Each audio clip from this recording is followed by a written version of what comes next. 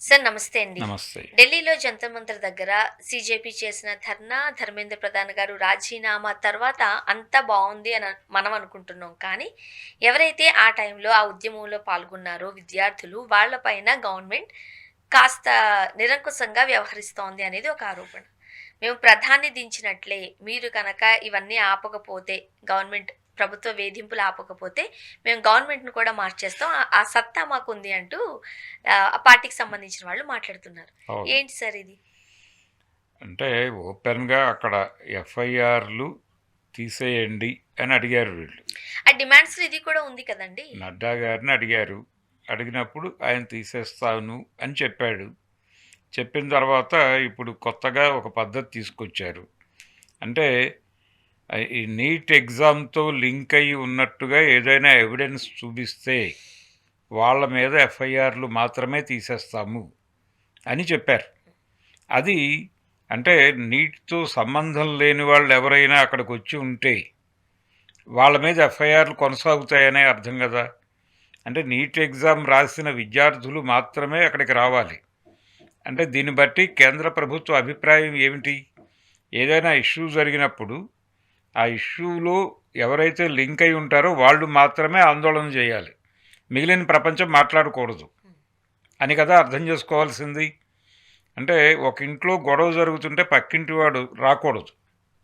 వాడు ఆపటానికో లేకపోతే కంట్రోల్ చేయటానికో దేనికో దానికి ఎంటర్ అవుతాడు. ఎంటర్ అయితే నువ్వు ట్రెస్పాసర్గా చూస్తుంది గవర్నమెంట్ అనే కాషన్ నోటీస్ ఉంది దీనిలో. ఇది ప్రమాదం. హ్మ్. అందుకని చాలామంది మీద ఎఫ్ఐఆర్లు తీయరు. అక్కడికి వచ్చిన ఇప్పుడు సోనం వాంగ్చుక్ అనే అతను ఐఐటిఎన్ కాదు, ఏమీ కాదు. అతను నీట్ కూడా కాదు. మరి ఆయన వచ్చి 20 రోజులు నిరాహార దీక్ష చేశాడు. చేశారు. హ్మ్.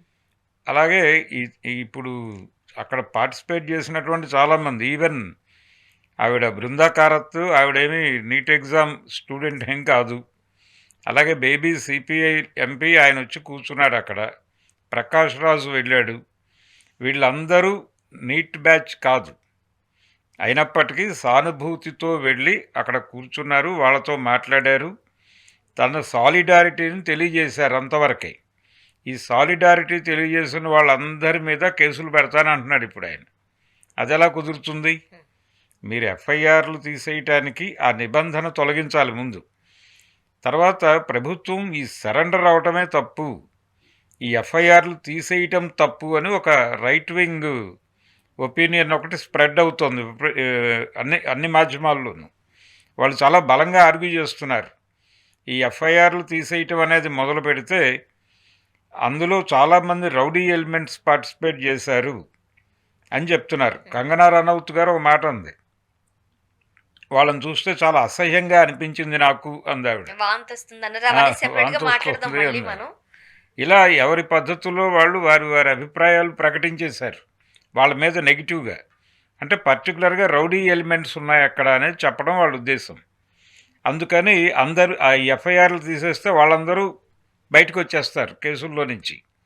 కాబట్టి వాళ్ళని ఎట్టి పరిస్థితుల్లోనూ లోపలికి తీసుకెళ్ళాలి.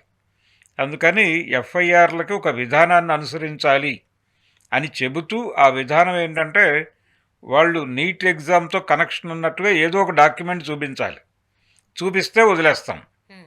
ఎఫ్ఐఆర్ తీసేస్తాం అని చెప్తున్నారు. పైగా ఎఫ్ఐఆర్ తీసేయటం అనేది కోర్టుకు వెళ్ళి తేల్చుకోవాల్సిన విషయం తప్ప గవర్నమెంట్కి ఏం సంబంధం లేదు అని మాట్లాడుతున్నారు కొంతమంది. అది కూడా తప్పే. గవర్నమెంట్ డెసిషన్ తీసుకుని తీసేసిన సందర్భాలు అనేక ఉన్నాయి.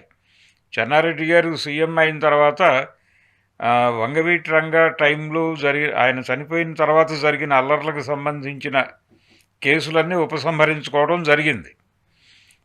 ఇలాంటి ఉదాహరణలు వందలాది ఉన్నాయి దేశ చరిత్రలో. కాబట్టి ఎఫ్ఐఆర్లు తీసేయాలి అని వీళ్ళ డిమాండ్ని ఎందుకు అడుగుతున్నారు వాళ్ళు? ఆ రోజున పార్టిసిపేట్ చేసిన పిల్లలందరూ వాళ్ళ జీవితాల్లో ముందుకెళ్ళాలంటే ఏదైనా ఒక పోటీ పరీక్షకో లేకపోతే ఏదో ఐఐటీకో లేకపోతే మరో దానికో పెడతారు వాళ్ళు. లేదు జాబ్ కోసం ప్రయత్నం చేస్తారు ఏదో కంపెనీలో. పోలీస్ వెరిఫికేషన్కి వెళ్తుంది కదా అది. పోలీస్ వెరిఫికేషన్కి వెళ్ళినప్పుడు వీళ్ళ మీద ఒక ఎఫ్ఐఆర్ ఉంది అనేది చెప్తారు వాళ్ళు. జనరల్గా ఈ ఇన్వెస్టిగేషన్ ప్రోగ్రామ్ ఈ పోలీస్ వెరిఫికేషన్ అనేది రిటైర్డ్ పోలీస్ ఆఫీసర్లతో చేయిస్తారు. వాళ్ళు స్ట్రైట్గా కన్సర్న్ కోర్ట్ నుంచి అడుగుతారు. అడిగినప్పుడు ఎఫ్ఐఆర్ ఉంది ఇక్కడ అని చెప్తారు. అది సైట్లోకి వెళ్ళి చూసుకోవచ్చు. ఇదివరకట్లాగా లెగ్ వర్క్ చేయాల్సిన అవసరం లేదు. కాబట్టి దాని నుంచి సమాచారం తీసుకుని ఇతని మీద ఎఫ్ఐఆర్ ఉందంటే ఇతనికి ఉద్యోగం రాదు. అందుకని ఎఫ్ఐఆర్లు తీసేయమని అడుగుతున్నారు వాళ్ళు. వీళ్ళేమో ఆ ఎఫ్ఐఆర్లు పేరు చెప్పి ఇక్కడ నీట్ వాళ్ళు తప్ప ఇంకెవరున్నా సరే ఎఫ్ఐఆర్లు కొనసాగుతాయని చెప్తున్నారు. అందుకని మీరు ఇదే పద్ధతి కొనసాగిస్తే మేము ఈ ఆందోళనని కూడా మేము కొనసాగిస్తాం. ఓకే. ఏది ఎప్పటి వరకు? ఈ ఎఫ్ఐఆర్లు తొలగించే వరకు. ఈ లోపు మీరు నీట్ అని మాట్లాడుతున్నారు కదా, సమాజంలో ఉన్న ఇతర అంశాలు కూడా పట్టించుకుంటాం. ఇతర అంశాలు అంటే విద్య వైద్య రంగాలని ప్రైవేటు పరం చేయటం, జనాలని రోడ్ల మీద అంటే హాస్పిటల్లో చేరాలంటే డబ్బులు మూటలు తెచ్చుకోవాలి, ఆస్తులు అమ్ముకుని రావాల్సిన పరిస్థితి. వీటన్నిటి గురించి మాట్లాడటం మొదలు పెడతాం. మేము దేశ ప్రజలు ఎదుర్కొంటున్నటువంటి అన్ని సమస్యల్ని మాట్లాడతాం.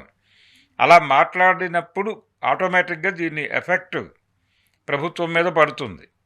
అప్పుడు మీరు ఏ కార్డు వెరిఫై చేస్తారు? ఇప్పుడు నీట్ అంటున్నారు, ప్రజలు వారి వారి సమస్యల మీద వచ్చి కూర్చుంటారు మాతో కలిసి. కూర్చున్నప్పుడు వాళ్ళ కార్డులు ఏం వెరిఫై చేస్తారు మీరు? కాబట్టి మీరు ఏం చేస్తారో అది మీరు చేసుకోండి, మేమేం చేయాలో అది మేము చేస్తాం. కాబట్టి అంతిమంగా మీ ప్రభుత్వం కూలిపోవడం అనేది జరుగుతుంది. దానికి మా వంతు కృషి మేము చేస్తాం అని వార్నింగ్ ఇచ్చాడు ఇప్పుడు అభిజిత్. ఒక రకంగా నెమ్మదిగా ఇతను నరేంద్ర మోడీకి ఆల్టర్నేటివ్గా ఎదుగుతున్నాడు. ఎవరు ఊహించలేదు కూడా ఇట్లా.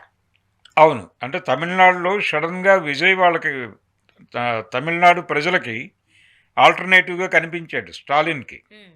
అలాగే ఇప్పుడు అభిజిత్ ఈ ఈ జంతర్ మంతర్ ఆందోళన తర్వాత నెమ్మదిగా దేశ ప్రజలకి రాహుల్ గాంధీ పక్కకి వెళ్ళాడు. ఇప్పుడు రాహుల్ గాంధీని పక్కన పెట్టి అభిజిత్తే ప్రత్యామ్నాయం నరేంద్ర మోడీకి అన్నట్టుగా ఆలోచనలు నడుస్తున్నాయి. అతని కదలికలు కూడా అలాగే ఉన్నాయి. డెఫినెట్గా అదే జరిగే అవకాశం అయితే కనిపిస్తోంది. అండ్ మరీ ముఖ్యంగా ఏదైతే విద్యార్థుల పట్ల గవర్నమెంట్ అనుసరిస్తున్న విధానం ఉందో దానికి నిరసనలు కూడా తెలియజేస్తున్నారు. ఓన్లీ సిజేపీకి సంబంధించిన వాళ్ళు మాత్రమే కాదు. ఎందుకంటే ఆ రోజు ఆ ఉద్యమంలో పాల్గొన్నప్పుడు ఓన్లీ నీటికి సంబంధించిన విద్యార్థులు ఎందుకు పాల్గొంటారు సార్? మనకు కూడా అనిపించింది కదా. వాళ్ళ తల్లిదండ్రులు వచ్చారు. మరి వాళ్ళ తల్లిదండ్రులు ఇప్పుడు మీకేం సంబంధం అంటే టీవీ చూస్తున్న వాళ్ళు కూడా అక్కడికి వెళ్ళి కూర్చున్నారంటండి. అవును, అదే ఇప్పుడు వాళ్ళందరినీ కేసులు పెడతాం అంటున్నారు. కేసులు పెడతామంటే అది ఎలా యాక్సెప్ట్ చేస్తారు ఎవరైనా? మీరు కేసులు పెట్టదలుచుకుంటే అందరి మీద పెట్టండి, లేదు తీసేయదలుచుకుంటే అందరి మీద తీసేయండి, లేదు ఒక చట్టం తీసుకురండి. ఏ సమస్య మీద అయినా సరే ఆ సమస్యతో సంబంధం లేని వాళ్ళు గనక ఆందోళనలో పార్టిసిపేట్ చేస్తే వాళ్ళ మీద ప్రత్యేకంగా ఈ సెక్షన్ కింద కేసులు పెడతామని ఒక చట్టం తీసుకురండి. అప్పుడు జనం నమ్ముతారు. ఆ చట్టం మీద ఫైట్ చేయడానికి కోర్టుకు వెళ్తారు మళ్ళీ జనాలు. కాబట్టి ఏది చెయ్యాలన్నా మీరు కాన్స్టిట్యూషనల్గా ఒక చట్టాన్ని తీసుకురాకుండా జీవో ఇవ్వకుండా చేస్తే కుదిరే వ్యవహారం కాదు. చూద్దాం. Thank you so much. Thank you.